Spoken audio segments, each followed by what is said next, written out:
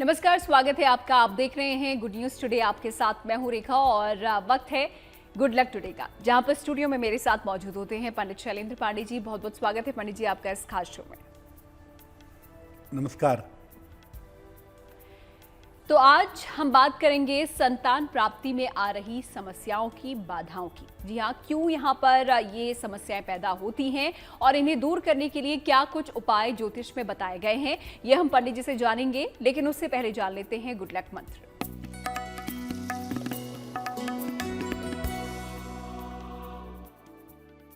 आप किसी विशेष परीक्षा की तैयारी कर रहे हैं, किसी विशेष परीक्षा में सफल होना चाहते हैं, तो आप एक काम करना शुरू करिए। हर मंगलवार को हनुमान जी के मंदिर जाकर के उनको फल, चाहे एक ही फल क्यों ना हो, फल और 2 पत्ते तुलसी के यानी तुलसी दल, ये अर्पित करके प्रार्थना करिए और बाद में उस फल को प्रसाद की तरह ग्रहण करिए। जिस विशेष परीक्षा के लिए आप प्रयास कर रहे हैं, उस विशेष परीक्षा में आपको सफलता अवश्य मिलेगी। तो चलिए एक प्रयोग जिसे आप भी आजमा सकते हैं और आगे बढ़ते इसी के साथ पंचांग की तरफ और देख लेते हैं 3 मार्च का पंचांग क्या है।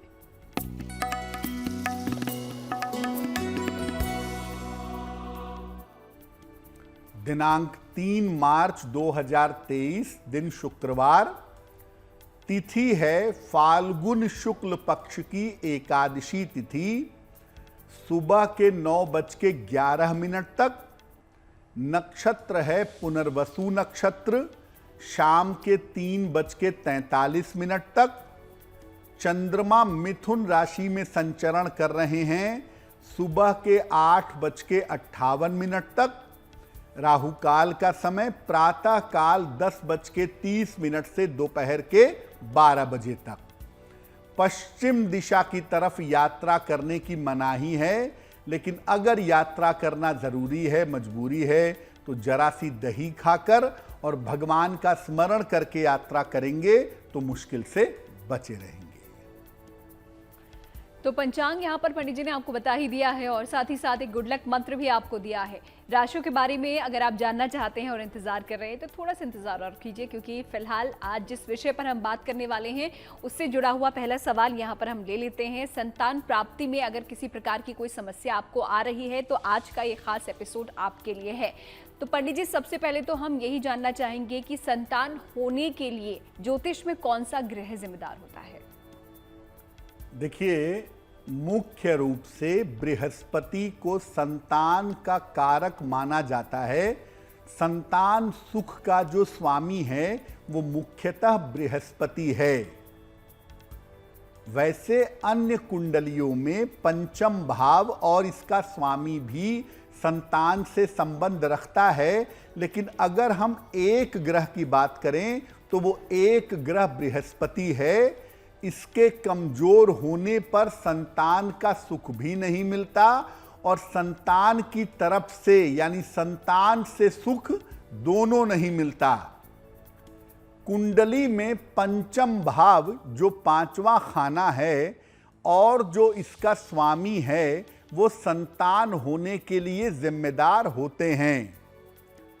इस प्रकार बृहस्पति और पंचम भाव की वजह से ही या तो संतान होती है या संतान नहीं होती है।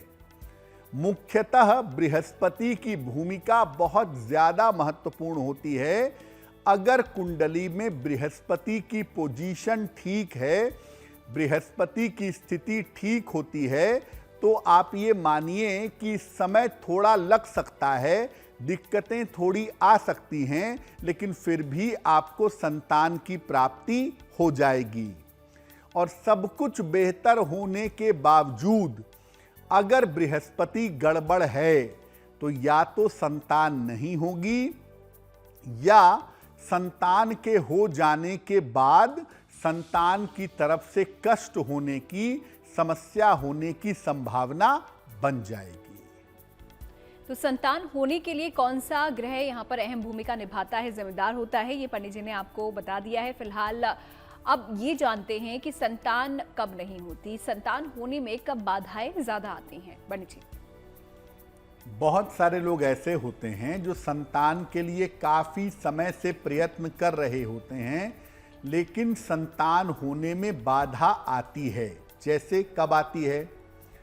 अगर कुंडली में बृहस्पति कमजोर होगा तो संतान होने में बाधा आएगी, या अगर राहु का प्रभाव ज्यादा होगा तो किसी शाप की वजह से, किसी दोष की वजह से संतान होना कठिन होगा। अगर आप हरे वृक्ष कटवाते हैं, अपने बड़ों का अनादर करते हैं, या बिना वजह के अकारण एबॉर्शन करवाते हैं, गर्भपात करवाते हैं, तो इससे भी संतान होना थोड़ा मुश्किल हो जाता है। घर के मुख्य द्वार के आसपास अगर केले का पौधा आप लगा दें तो घर में बृहस्पति की शुभता समाप्त होती है। और अगर घर में बृहस्पति की शुभता समाप्त होगी तो संतान होना मुश्किल होगा, या घर का जो संतान पक्ष है वो आपको मुश्किल में डाल देगा। गुरु चांडाल योग अगर कुंडली में है तो इसकी वजह से भी संतान होने में मुश्किलें आती हैं, क्योंकि गुरु चांडाल योग होने पर, दोष होने पर बृहस्पति दूषित हो जाता है। और जब बृहस्पति दूषित हो जाता है तो संतान होने में दिक्कतें अवश्य होती हैं। कभी कभी नाड़ी दोष होने पर भी संतान होने में बाधा आती है कुंडली मिलाते समय, इसीलिए नाड़ी दोष को देखना जरूरी होता है। अगर आपका कोई ऋण बाकी है, सामान्य जीवन का ऋण नहीं, आध्यात्मिक ऋण, जैसे पितृ ऋण, मातृ ऋण, देव ऋण, गुरु ऋण अगर बाकी है तो संतान होने में दिक्कत आएगी। अगर आपके घर में पौधे सूखने लग जाएं, या दीवारों पर सीलन आ जाए और तमाम प्रयास करने के बावजूद ये ठीक ना हो पा रही हो, तो इसका मतलब ये है कि घर में नकारात्मक ऊर्जा बहुत ज्यादा है। और अगर आपके घर में नकारात्मक ऊर्जा बहुत ज्यादा है तो संतान प्राप्त करना आपके लिए इतना आसान नहीं होगा। संतान प्राप्ति में दिक्कतें जरूर आएंगी। और ये बात जान लीजिए कि संतान की प्राप्ति के पीछे दो चीजें बहुत इंपॉर्टेंट होती हैं। एक, ईश्वर की कृपा, और दूसरा पॉजिटिव वाइब्रेशन, सकारात्मक तरंगें। अगर ये दोनों चीजें ठीक होती हैं, ईश्वर की कृपा भी होती है और पॉजिटिव वाइब्रेशंस भी होते हैं, तो संतान प्राप्त करना बहुत कठिन नहीं होता है।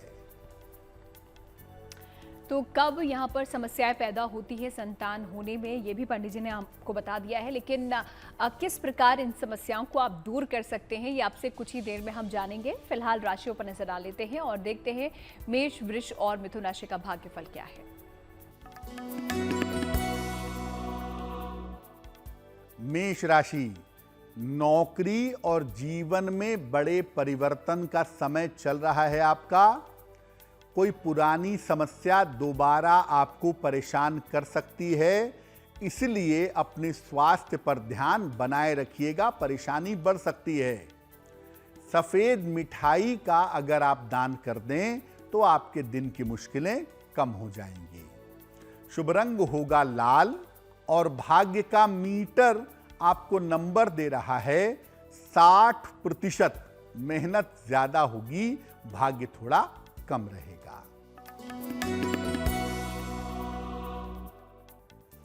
वृषभ राशि, जीवनचर्या में सुधार होता दिख रहा है। किसी महत्वपूर्ण व्यक्ति का आपको सहयोग मिलेगा। इस समय आप किसी छोटी यात्रा पर जा सकते हैं। खाने पीने की वस्तु का अगर दान करें तो आपका दिन और भी ज्यादा बेहतर होगा। शुभ रंग होगा सफेद और भाग्य का मीटर आपको नंबर दे रहा है 70% मध्यम भाग्य आपके साथ बना हुआ है।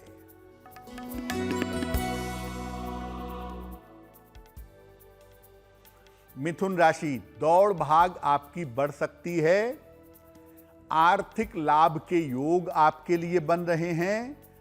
करियर में आपको सफलता मिलेगी।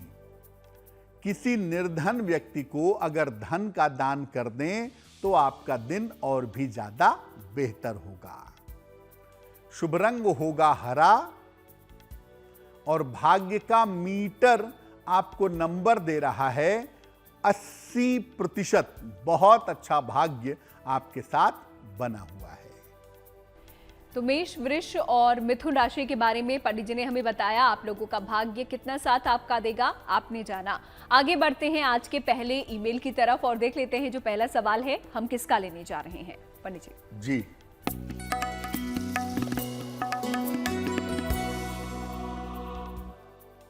आज का पहला प्रश्न हमें अमीषा जी ने लिखा है।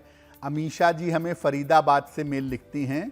इनकी जन्म तारीख है 19 जुलाई 1962। जन्म का समय है 10:30 रात को। जन्म स्थान है सतपुली, उत्तराखंड।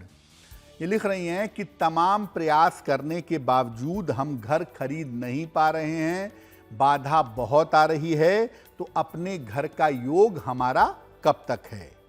देखिए, आपकी कुंडली बनती है मीन लग्न की और आपकी राशि बनती है कुंभ राशि। महादशा बुध की और अंतरदशा शुक्र की फिलहाल चल रही है।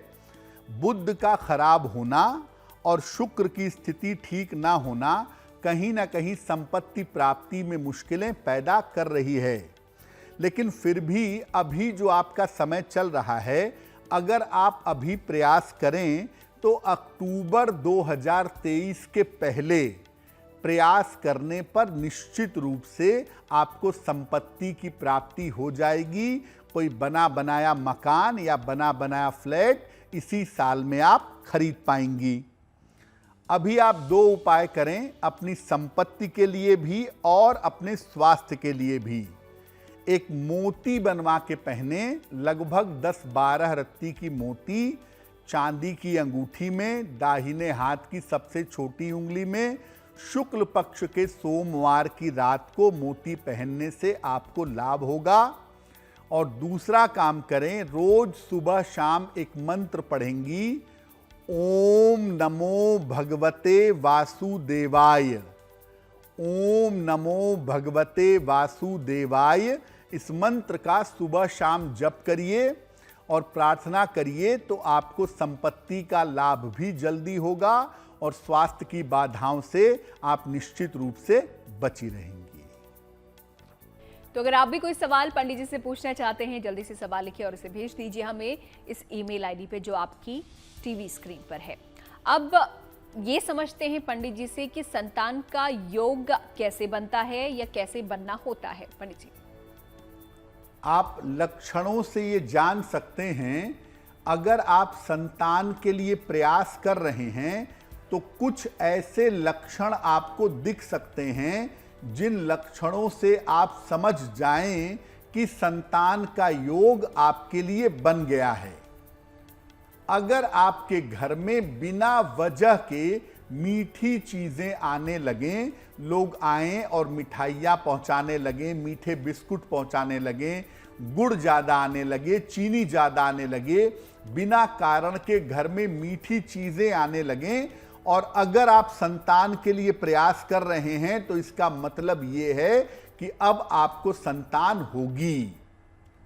महिलाओं के चेहरे पर अगर एक आभा आ जाए या एक ग्लो आ जाए, तेज आने लगे, बिना मेकअप के, बिना कॉस्मेटिक्स के चेहरे पर ग्लो आने लगे, चेहरे पर एक आभा आने लगे, तो इसका मतलब ये है कि संतान होने का समय आ गया है। महिलाओं और पुरुषों के हाथों का रंग अगर गुलाबी होता जाए और हाथों में रेखाओं का जाल आता जाए तो संतान होने की संभावना बढ़ जाती है। वैसे ये लक्षण विवाह होने के भी हैं, और जब विवाह होने के बाद ये लक्षण आगे बढ़ते हैं तो ऐसे लोगों को विवाह के बाद तुरंत संतान हो जाती है। अगर आपको नींद ज्यादा आने लगे और शरीर पर जगह जगह तिल आने लगे तो समझना चाहिए कि संतान का योग बन गया है। खास तौर से ये लक्षण आपको महिलाओं के जीवन में ज्यादा दिखाई देंगे कि उनके अंदर थोड़ा सा आलस्य बढ़ेगा, नींद ज्यादा आएगी उनकी हथेलियों में और उनके शरीर पर तिल ज्यादा आने लगेंगे, जिसका सीधा मतलब है कि संतान का योग बन गया है। अगर महिला को खास तौर से, वैसे तो पुरुष के साथ भी ये बात अप्लाई होती है, लेकिन अगर महिला को खास तौर से सपने में हाथी, कमल या ज्यादा पानी दिखने लगे और ये बार बार दिखने लगे तो संतान योग की संभावना बन जाती है। संतान प्राप्ति के मजबूत योग इससे निश्चित रूप से बन जाते हैं। तो याद रखिए, अगर आप संतान के लिए प्रयास कर रहे हैं तो आपको लक्षण दिखने लगेंगे कि आपको संतान होने वाली है या नहीं है, और इन लक्षणों को देख करके आप आसानी से समझ पाएंगे कि संतान आपको होने वाली है। तो कौन कौन से ऐसे लक्षण हैं जिनसे पता चलता है कि संतान होने वाली है, ये पंडित जी ने बता दिया है। फिलहाल इस पर हम और आगे बात करेंगे। राशियों पर नजर डालते हैं, देखते हैं अब कर्क, सिंह और कन्या राशि का भाग्यफल क्या कहता है। कर्क राशि, अगर थोड़ा प्रयास करते हैं, इस समय कोशिश करते हैं, तो आपके रुके हुए काम पूरे होंगे। करियर में आपको सफलता मिलेगी और मानसिक तनाव आपका बहुत हद तक समाप्त होगा। भगवान शिव को अगर जल अर्पित करें तो आपका दिन और भी ज्यादा बेहतर होगा। शुभ रंग होगा गुलाबी और भाग्य का मीटर आपको नंबर दे रहा है 90%। सबसे ज्यादा भाग्य आपके साथ बना हुआ है।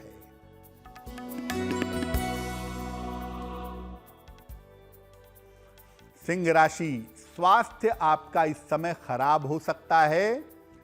यात्राओं के मामले में सावधानी बनाए रखें और अपनी पारिवारिक जिम्मेदारियां ठीक से निभाइएगा। सफेद मिठाई का अगर आप दान करें तो आपका दिन और भी ज्यादा बेहतर होगा। शुभ रंग होगा नारंगी और भाग्य का मीटर आपको नंबर दे रहा है 60%। मेहनत ज्यादा होगी, भाग्य थोड़ा कम रहेगा।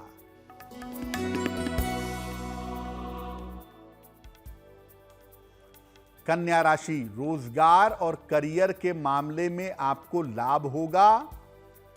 धन लाभ के योग आपके लिए बने हुए हैं। अपने समय का सदुपयोग करिए, काम अपने निपटा डालिए। किसी निर्धन व्यक्ति को अगर धन का दान कर दें तो आपका दिन और भी ज्यादा बेहतर होगा। शुभ रंग होगा हरा और भाग्य का मीटर आपको नंबर दे रहा है 70%। मध्यम भाग्य आपके साथ बना हुआ है। कर्क, सिंह और कन्या राशि के बारे में पंडित जी से हमने जानकारी ली और आपको पंडित जी ने बताया कि आप लोगों का दिन कैसा बीतने वाला है। अब आते हैं आपके ईमेल पर, देख लेते हैं आज का जो ये अगला सवाल है, हम किसका लेने जा रहे हैं, उनकी समस्या क्या है। पंडित जी।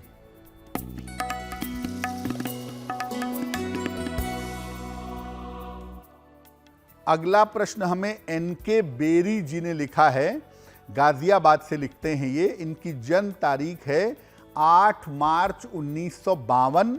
जन्म का समय है 10:55 रात को। जन्म स्थान है रामपुर, उत्तर प्रदेश।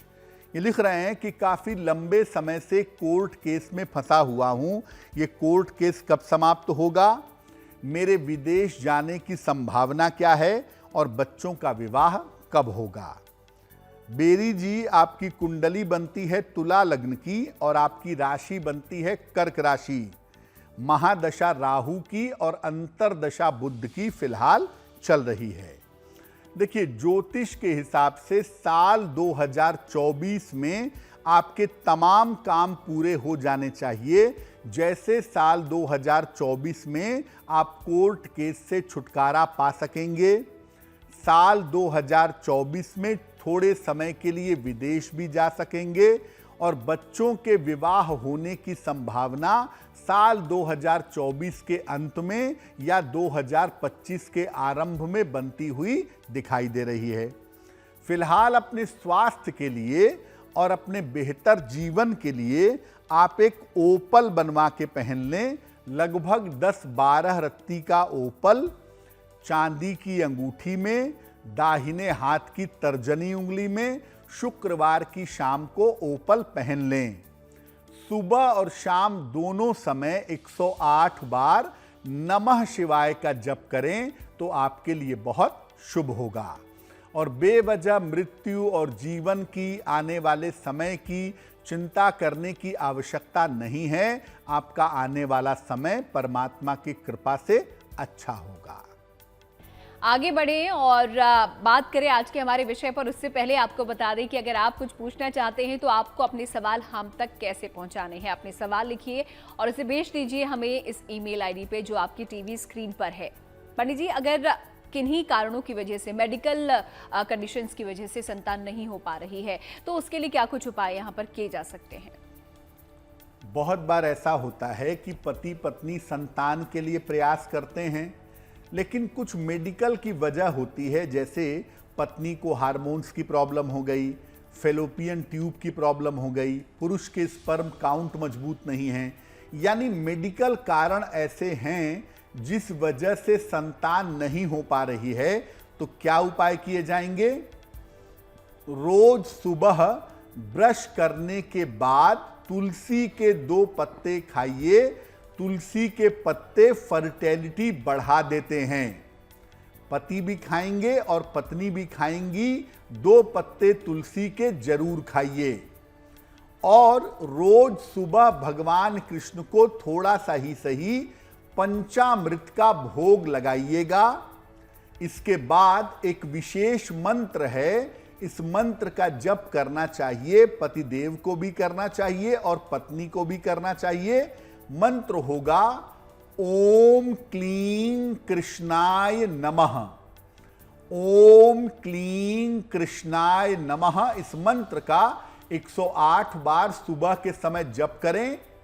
भगवान कृष्ण से प्रार्थना करें कि उनकी कृपा से शीघ्र संतान की प्राप्ति हो। और इसके बाद पंचामृत का प्रसाद पति और पत्नी ग्रहण करें। ये प्रसाद कोई और ग्रहण नहीं करेगा, ये प्रसाद पति पत्नी ग्रहण करेंगे जो संतान के लिए प्रयत्न कर रहे हैं। अगर पति पत्नी ऐसा नियमित रूप से सुबह के समय एक साथ करें तो बहुत ज्यादा अच्छा होगा। मेडिकल कंडीशंस में इंप्रूवमेंट होगा और संतान होने की संभावना बन जाएगी।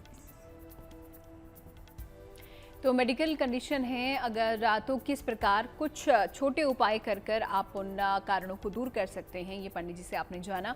लेकिन पंडित जी, अगर बार बार किसी का गर्भपात हो जा रहा हो तो क्या कुछ किया जाए?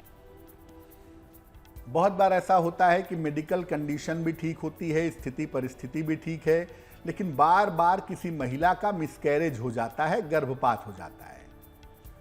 क्या करें इसके लिए? देखिए, एक बात जानिए, बिना ईश्वर की कृपा के संतान नहीं हो सकती। इसलिए ईश्वर की कृपा वाले पक्ष को थोड़ा बढ़ाना होगा। और ये उपाय महिला करेगी जिसको बार बार मिसकैरेज हो जाता हो। क्या करेंगी? रोज सवेरे जल में हल्दी मिला करके सूर्य देव को जल देंगी। इसके बाद भगवान कृष्ण को पीले फूल अर्पित करेंगी और सुबह शाम एक विशेष मंत्र 108 बार पढ़ेंगी। मंत्र होगा क्लीं कृष्ण क्लीं, क्लीं कृष्ण क्लीं। इस मंत्र का जप किया जाएगा और अपने कमर में पीला धागा जरूर बांध लीजिएगा। इसके अलावा मिसकैरेज को रोकने के लिए एक और पूजा भी की जाती है। जैसे ही आपकी प्रेगनेंसी कंफर्म हो उसके बाद ये मंत्र तो चलेगा ही सुबह शाम। इसके अलावा एक स्तोत्र आता है जिसे कहते हैं इंद्राक्षी स्तोत्र। इंद्राक्षी स्तोत्र, इसका रोज सुबह पाठ करने से मिसकैरेज की संभावनाएं कम हो जाती हैं, मिसकैरेज की संभावनाएं काफी हद तक रुक जाती हैं।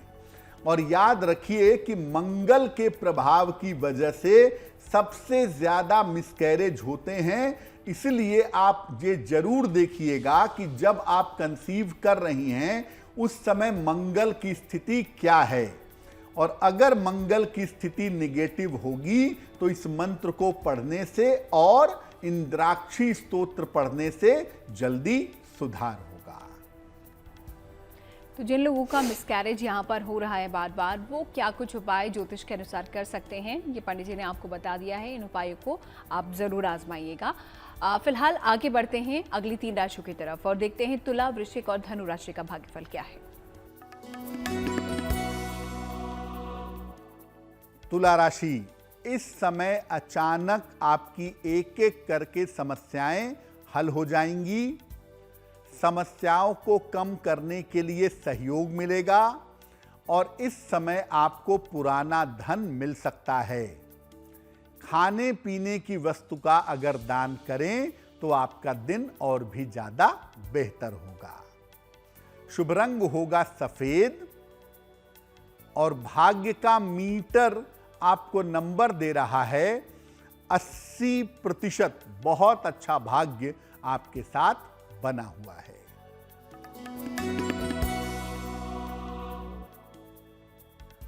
वृश्चिक राशि, धन की समस्याएं आपकी हल होंगी। मानसिक तनाव आपका कम होगा। किसी मित्र का सहयोग इस समय आपको मिल सकता है। किसी निर्धन व्यक्ति को अगर धन का दान कर दें तो आपका दिन और भी ज्यादा बेहतर होगा। शुभ रंग होगा गुलाबी और भाग्य का मीटर आपको नंबर दे रहा है 75%। उत्तम भाग्य आपके साथ बना हुआ है।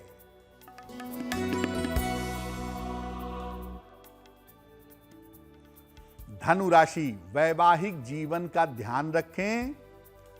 संतान पक्ष की थोड़ी चिंता हो सकती है इस समय। महत्वपूर्ण निर्णय अभी फिलहाल टाल दें। सफेद मिठाई का अगर आप दान करें तो आपके दिन की मुश्किलें बहुत हद तक कम हो जाएंगी। शुभ रंग होगा लाल और भाग्य का मीटर आपको नंबर दे रहा है 60%। यानी मेहनत ज्यादा होगी, भाग्य थोड़ा कम रहेगा। तो राशियों के बारे में हम पंडित जी से जान ही रहे हैं और साथ ही साथ पंडित जी आज आपको बता रहे हैं संतान प्राप्ति में जो बाधाएं आ रही हैं वो क्यों आती हैं और ज्योतिष में उसके लिए क्या कुछ उपाय हैं। तो उपाय यहाँ पर हम जान ही रहे हैं, लेकिन उसके अलावा आप लोगों के सवालों के जवाब भी पंडित जी दे रहे हैं। तो वक्त अब हो जाता है अगले सवाल का। देख लेते हैं अगला ईमेल हमें किसका है पंडित जी। जी,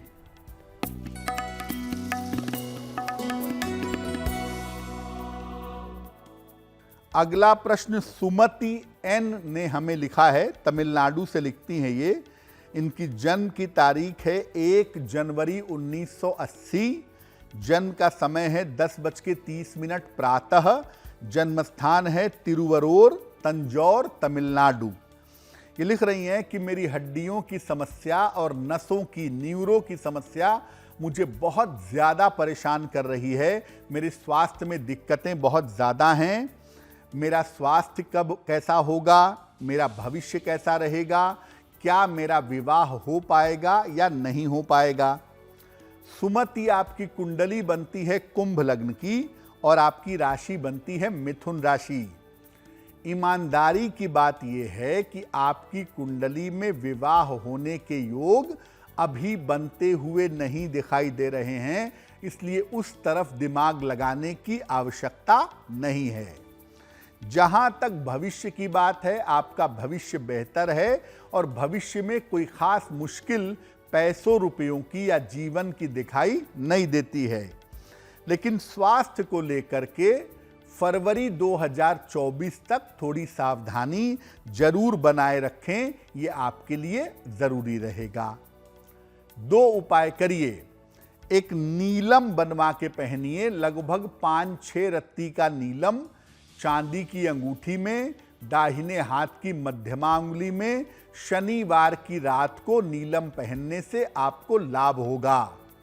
और दूसरा काम करें, रोज सुबह सूर्य भगवान को जल चढ़ाएं और रोज सुबह शाम 108 बार सूर्य देव के मंत्र का जप करें, ओम आदित्याय नमः। अगर आप ऐसा करें तो इससे आपके स्वास्थ्य में, आपकी मानसिक स्थिति में और आपके आने वाले समय में सुधार होगा। तो ईमेल से आगे बढ़ते हैं, लेकिन एक और सवाल आज का बचा हुआ है। लेकिन आज जिन लोगों का सवाल हम नहीं यहाँ पर ले पाए हैं या जो हमें सवाल नहीं भेज पाए हैं, वो अभी भी सवाल लिख सकते हैं, क्योंकि हर रोज़ हम आते हैं और पंडित जी आप लोगों के सवालों के जवाब देते हैं। सवाल लिखिए, भेज दीजिए उसे इस ईमेल आईडी पे जो आपकी टीवी स्क्रीन पर है। पंडित जी, अगर बिना कारण के संतान होने में बाधा आ रही हो या फिर डिले हो रहा हो, तो क्या कुछ उपाय ज्योतिष में बताए गए हैं? बहुत बार ऐसा होता है कि मेडिकली भी सब ठीक है, ग्रह दशाएं भी सब ठीक हैं, फिर भी संतान होने में बाधा आती है या संतान होने में विलंब होता है। क्या करना चाहिए? अगर बिना कारण के संतान नहीं हो पा रही है, कोई सही कारण नहीं है, प्रयास भी कर रहे हैं लेकिन संतान नहीं हो पा रही है, क्या करना चाहिए? जिस कमरे में पति पत्नी सोते हैं, अपने सोने के कमरे में भगवान कृष्ण का बाल स्वरूप का एक चित्र स्थापित करिएगा। प्रातः काल उठ करके पलंग पे बैठे बैठे ही पति और पत्नी दोनों भगवान कृष्ण से संतान प्राप्ति की प्रार्थना करिएगा। और रोज सुबह पति भी और पत्नी भी दोनों अलग अलग आराम से बैठ करके संतान गोपाल मंत्र का जप करेंगे। मंत्र देखिए स्क्रीन पर। मंत्र है, ओम देवकी सुत गोविंद वासुदेव जगतपते, ओम देवकी सुत गोविंद वासुदेव जगतपते, देहि में तनयम कृष्ण त्वामहम शरणम गता, देहि में तनयम कृष्ण त्वामहम शरणम गता। ये मंत्र रोज सुबह पढ़ना शुरू करिए, पति पत्नी दोनों ही पढ़ेंगे। और जब भी आपको मौका मिले 1, 2, 3, 4, 5 पीपल के पौधे लगवाते रहिए, या कम से कम 1-2 पीपल के पौधे सार्वजनिक स्थान पर जरूर लगवा दें। अगर आप ऐसा करेंगे तो यकीन मानिए, बिना कारण के अगर संतान नहीं हो पा रही है तो इस उपाय को करने से संतान की प्राप्ति अवश्य होगी। तो क्या उपाय यहाँ पर कर सकते हैं अगर संतान प्राप्ति में किसी प्रकार की कोई समस्या आपको आ रही है? आज के इस खास एपिसोड में पंडित जी ने आपको बताया, वजह भी बताई हैं कि ज्योतिष में क्या वजह हो सकती हैं, और अगर नॉर्मली भी मेडिकल कंडीशन आपको है तो ज्योतिष में उसके लिए क्या उपाय हैं, ये सब हमने जाना। आगे बढ़ते हैं आखिरी 3 राशियों की तरफ, देखते हैं मकर, कुंभ और मीन राशि का भाग्यफल क्या है। मकर राशि, करियर की तमाम समस्याएं आपकी इस समय हल होंगी, थोड़ा प्रयास करें। आर्थिक पक्ष आपका अच्छा रहेगा। किसी मनोरंजन में इस समय आप व्यस्त बने रहेंगे। भगवान शिव को अगर आप जल अर्पित कर दें तो आपका दिन और भी ज्यादा बेहतर होगा। शुभ रंग होगा नीला और भाग्य का मीटर आपको नंबर दे रहा है 70%। मध्यम भाग्य आपके साथ बना हुआ है।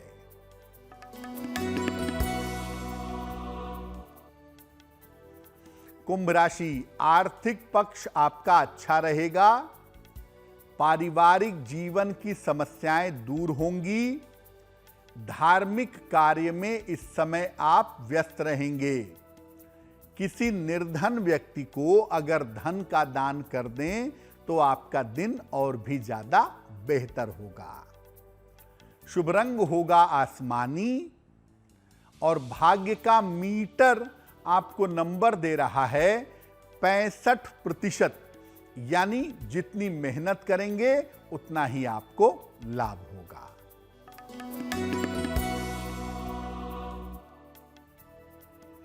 मीन राशि, समस्याएं आपकी हल होती जाएंगी। करियर में इस समय बड़ा अवसर आपको मिल सकता है। संपत्ति खरीदने या बेचने में जल्दबाजी मत करिएगा। खाने पीने की वस्तु का अगर आप दान करें तो आपका दिन और भी ज्यादा बेहतर होगा। शुभ रंग होगा पीला और भाग्य का मीटर आपको नंबर दे रहा है 75%। उत्तम भाग्य आपके साथ बना हुआ है। तो सभी 12 राशियों के बारे में पंडित जी ने हमें जानकारी यहाँ पर दे दी है। आप लोगों ने भी जान लिया है कि आप लोगों का दिन कैसा बीतने वाला है और इसी के साथ वक्त हो जाता है आज के आखिरी ईमेल का भी, लेकिन निराश मत होइए क्योंकि हर रोज हम आप लोगों के सवाल लेते हैं। फिलहाल अभी किसका सवाल हम लेने जा रहे हैं, आइए देखते हैं पंडित जी।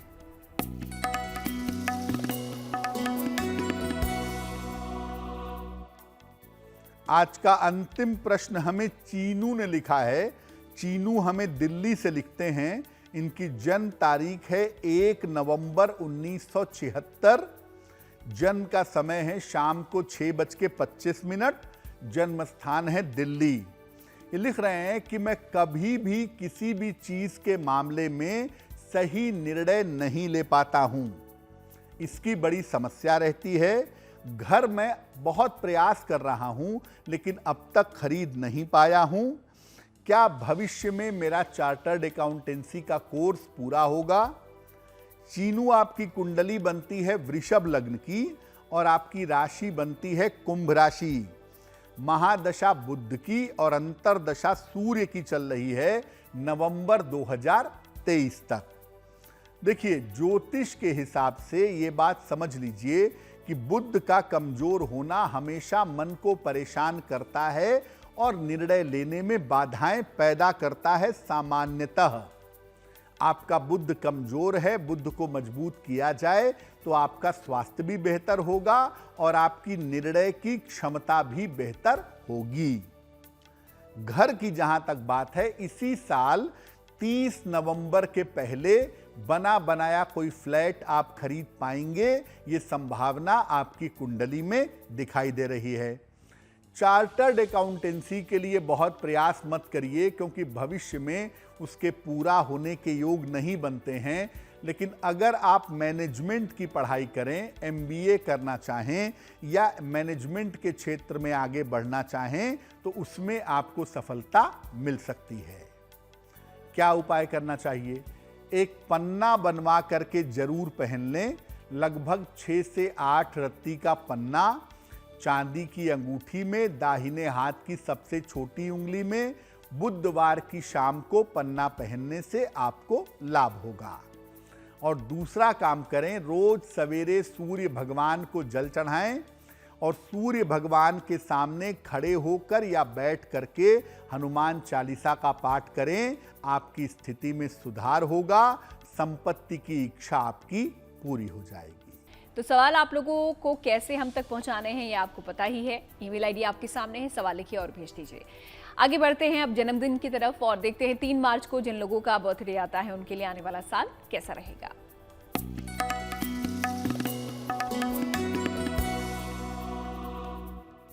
जिन लोगों का जन्मदिन 3 मार्च को है उन्हें हम सबकी तरफ से जन्मदिन की हार्दिक शुभकामनाएं। आने वाले वर्ष में आपके करियर में सुधार और परिवर्तन होता दिखाई दे रहा है। विवाह और संपत्ति के तमाम मामले आपके लिए हल होंगे। स्वास्थ्य के मामलों में किसी तरह की लापरवाही मत करिएगा। इस साल आपके लिए काफी यात्राओं के संयोग बन रहे हैं। दौड़ भाग इस साल आपकी बढ़ी रहेगी। पूरे साल भर बृहस्पति देव के मंत्रों का अगर आप जप करें, ओम ब्रीम बृहस्पतये नमः, इस मंत्र का जप करें तो ये वर्ष आपके लिए बहुत अच्छा रहेगा। और चलिए आगे बढ़ते हैं अब बात जिज्ञासा की तरफ। और पंडित जी ये है कि जिज्ञासा आज की कि बैठकर भी क्या आरती की जा सकती है?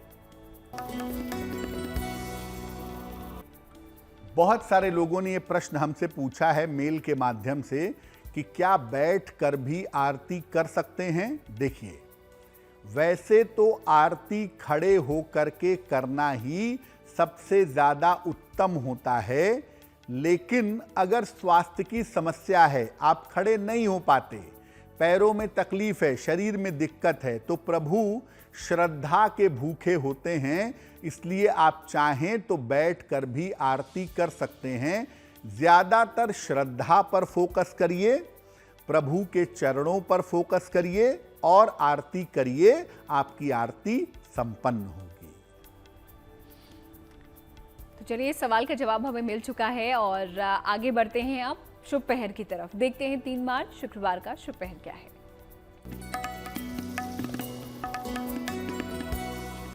बात करते हैं शुभ पहर की।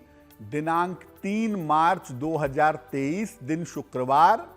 शुभ पहर का समय है रात के 9 बजे से 10:30 के बीच में। इस समय में घर के मंदिर में चौमुखी दीपक जलाइएगा और प्रार्थना करिएगा, इससे आपका नाम और आपका यश बढ़ेगा। लेकिन करेंगे शुभ पहर में ही। समय फिर से नोट करें, 3 मार्च शुक्रवार रात के 9 बजे से 10:30 के बीच में। और चलिए वक्त है अब गुड लक राशि का। देखते हैं आज कौन सी राशि के बारे में पंडित जी हमें जानकारी देने वाले हैं। पंडित जी,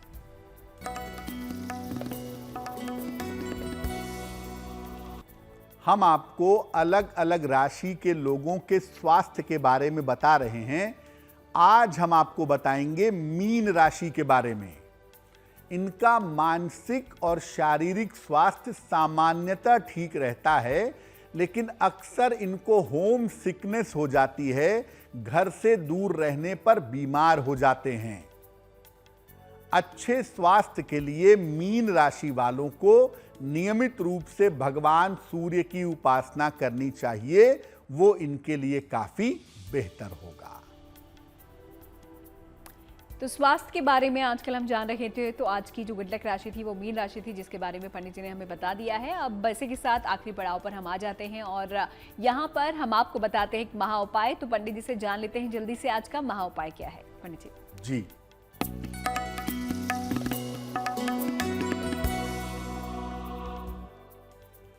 बहुत सारे लोग ऐसे होते हैं जो गाड़ी बड़े प्रेम से खरीदते हैं, लाते हैं, लेकिन हमेशा गाड़ी खराब रहती है, कुछ ना कुछ खराबी हमेशा लगी रहती है। क्या उपाय किया जाए? मंगलवार को हनुमान जी के मंदिर से सिंदूर ले आइए। हनुमान जी के शरीर पे लगा हुआ सिंदूर हो तो बहुत ही बढ़िया होगा, वो सिंदूर ले आइए। उस सिंदूर में घी मिला करके वाहन के आगे लिखिए हंग। वाहन के बोनट पर भी लिख सकते हैं और चाहें तो डैशबोर्ड पर अपने सामने भी लिख सकते हैं। और इसको हर महीने आप दोहराते रहिएगा ताकि वो मिटे नहीं। वाहन की खराबी आपको परेशान नहीं करेगी। तो इस महा उपाय के लिए पंडित जी आपका बहुत बहुत शुक्रिया, और साथ ही साथ उन लोगों को समाधान बताने के लिए जो कि संतान संबंधी समस्या से परेशान हो रहे हैं, संतान प्राप्ति नहीं हो पा रही है, जिन्हें आपका बहुत बहुत शुक्रिया। धन्यवाद। तो गुड लक टुडे में आज के लिए फिलहाल इतना ही, लेकिन फिर होगी आपसे मुलाकात, बात करेंगे एक नए विषय पर। तब तक के लिए दीजिए इजाजत और देखते रहिए GNT।